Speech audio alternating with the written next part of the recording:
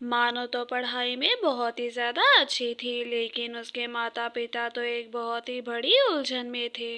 परी मुझे तो समझ नहीं आ रहा कि समय तो बहुत ही ज़्यादा नज़दीक आ गया है और आखिर हम ये बात मानो को कैसे बताएंगे। जी टूना जी, मैं भी यही सोच रही थी, क्योंकि हमारी बेटी तो पढ़ाई में बहुत ही अच्छी है, क्यों ना हम मानो को थोड़ा आगे और पढ़ने दें।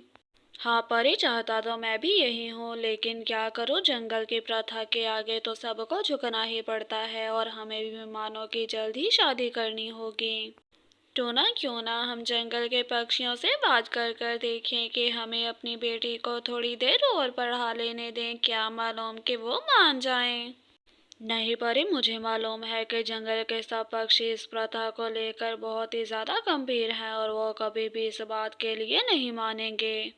मानो को तो इन सब बातों का मालूम नहीं था और वो तो अपनी पढ़ाई में ही मगन थी और तभी उसको प्यास लगती है और मानो चिड़िया तो नदी की तरफ पानी पीने के लिए उड़ती है।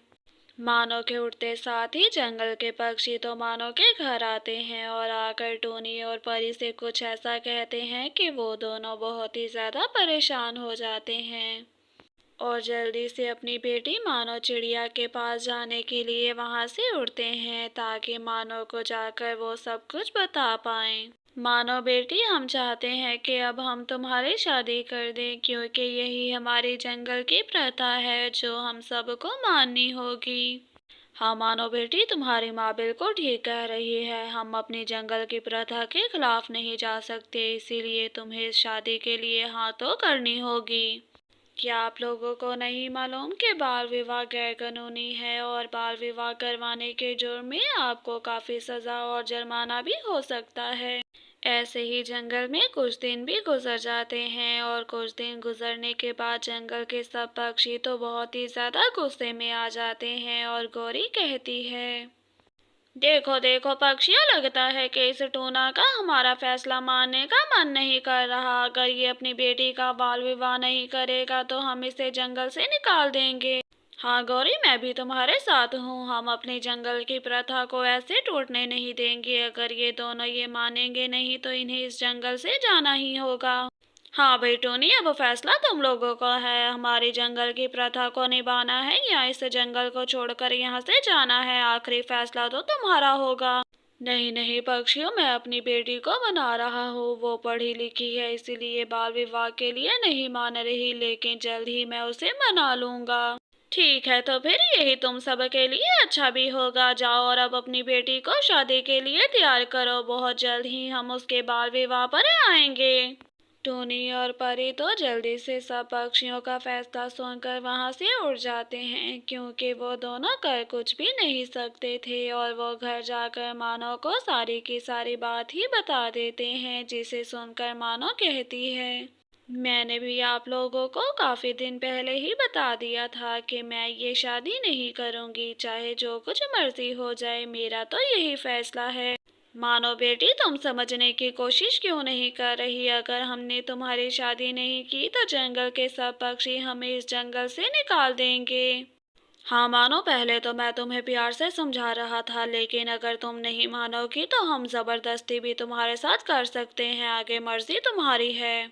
मुझे तो विश्वास ही नहीं हो रहा कि आप दोनों मेरे माता पिता हैं, मैं पढ़ना चाहती हूँ और आप मेरी इस उम्र में शादी करवाना चाहते हैं।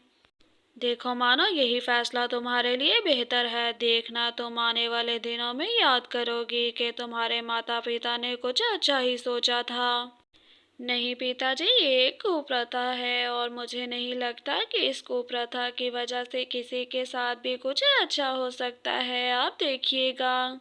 टोना और परी चिड़िया तो जंगल में मानो चिड़िया के लिए अच्छा पक्षी ढूंढने के लिए निकलते हैं। टूना जी, मुझे तो लगता है कि हमें मानो की बात के बारे में एक बार फिर से सोच लेना चाहिए, कहीं कुछ बुरा ही ना हो जाए। अरे परी, वो तो बच्ची है और ना समझ है, उसे क्या मालूम कि क्या अच्छा है और क्या नहीं, लेकिन तुम तो समझदार हो, तुम्हें ये समझने की जरूरत है। हाँ टूना जी, शायद आप ठीक कह रहे हो, चलो अब जल्दी से मानो के लिए अच्छा सा पक्षी ढूंढने के लिए यहाँ से उड़ते हैं। और वो दोनों इतना कहते साथ ही वहां से जल्दी से उठते हैं ताकि अपनी बेटी के लिए एक अच्छा सा लड़का ढूंढ पाएं। लेकिन बहुत दिन तलाश करने के बाद भी उन्हें कोई भी अच्छा लड़का नहीं मिल पाता, क्योंकि उनमें से ज़्यादातर पक्षी तो मानव की उम्र से बहुत ही ज़्यादा बड़े थे। लेकिन बहुत दिन ढूंढने के बाद आखिरकार उन दोनों को अपनी बेटी के लिए एक अच्छा पक्षी मिल जाता है। परी कहती है, आखिरकार टूना, हमें अपनी बेटी के लिए एक अच्छा पक्षी मिल ही गया। अब हमें जल्दी से जाकर मानव को घर जाकर ये बात बता देनी चाहिए। ऐसे ही जंगल में कुछ दिन भी बीत जाते हैं और मानव चिड़िया की अब तो शादी की तैयारियां भी शुरू हो गई थी। लेकिन मानव चिड़िया इस शादी से बिल्कुल भी खुश ना थी।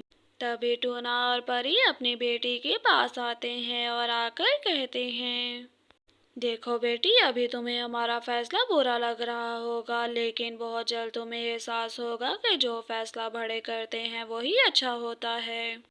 नहीं पिताजी, इस फैसले में कभी भी कुछ भी अच्छा नहीं हो सकता। देखिएगा, एक ना एक दिन आपको इस गलती का एहसास जरूर हो जाएगा।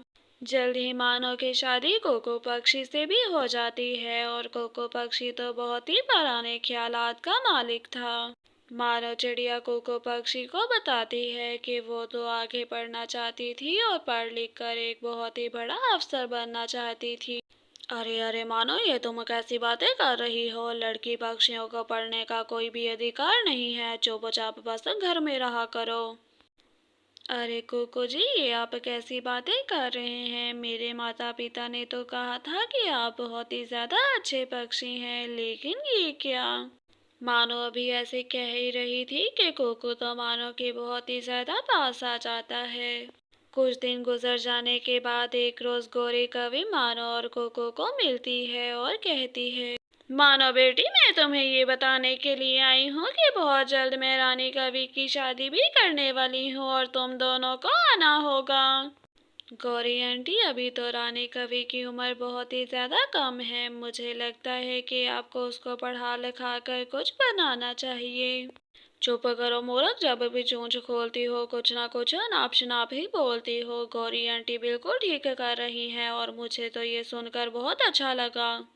कोको पक्षी के ख्यालों में और मानव चिड़िया के ख्यालों में तो जमीन आसमान का फर्क था। लेकिन अभी मानव की मुसीबतें खत्म नहीं हुई थी और मानव चिड़िया पर तो जैसे दुखों का पहाड़ ही टूटने वाला था, क्योंकि एक हवाई मोटर के साथ टक्कर लगने की वजह से कोको की वहीं पर मौत हो जाती है और मानव छोटी सी उम्र में विधवा हो जाती है। जंगल के सब पक्षी तो मानव के पास अफसोस करने के लिए जाते हैं। मानो बेटी, कोको पक्षी की मौत का मालूम हुआ तो हम तुम्हारे पास अफसोस के लिए आ गए। अब तुम्हारा क्या हाल है?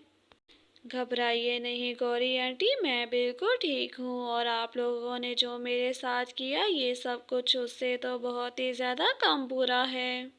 देखो मानो बेटी, हम तुम्हें यहाँ पर लेने के लिए आए हैं, क्योंकि अब तुम यहाँ पर अकेले क्या करोगी। चलो अब हम अपने घर वापस चले जाते हैं। मानो चिड़िया तो अपने माता पिता के साथ घर जाने से इनकार कर देती है और उन्हें कहती है कि अब वो पढ़ लिख कर एक बहुत ही बड़ी अफसर बनेगी और जंगल की इस कुप्रथा को रोक कर ही रहेगी।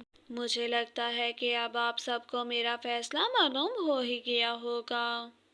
देखो मानो बेटी, जिद ना करो और हमारे साथ चलो। मैं तुमसे वादा करती हूँ कि आज के बाद हमारे जंगल में ये प्रथा कोई नहीं मानेगा। मुझे ये सुनकर बहुत ही ज्यादा खुशी हो रही है कि आखिर मेरी वजह से बहुत सी और लड़की पक्षियों की जिंदगी बच गई। लेकिन मैं फिर भी आपके साथ नहीं जाऊंगी। अब तो जंगल के सब पक्षियों को भी अपनी गलती का एहसास हो गया था।